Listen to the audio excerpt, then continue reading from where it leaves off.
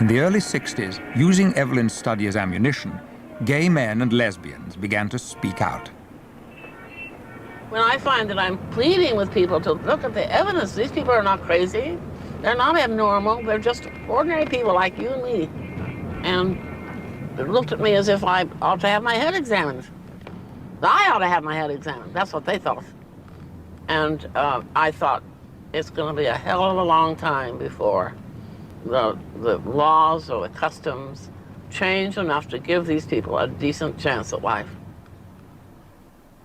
Meanwhile, fame caught up with Evelyn. She was invited to lecture in Europe in 1961.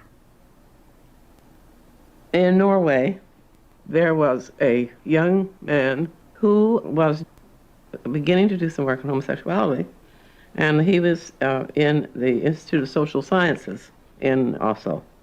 I had been told that he was spastic and that he was truly a remarkable person.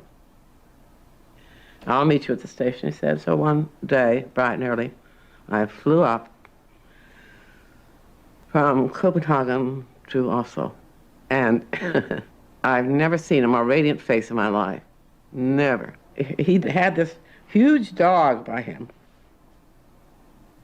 He told me when he wrote that he had to know exactly what he was going to write because he couldn't afford to have to write it over because he writes it with, that's all he has in his hands are these two fingers. And he writes his whole novels that way.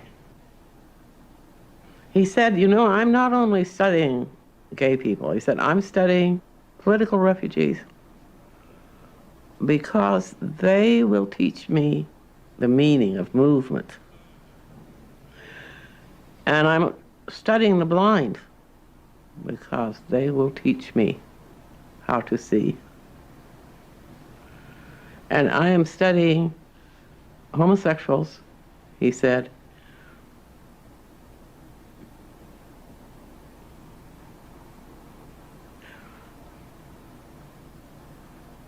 because they will teach me how to love.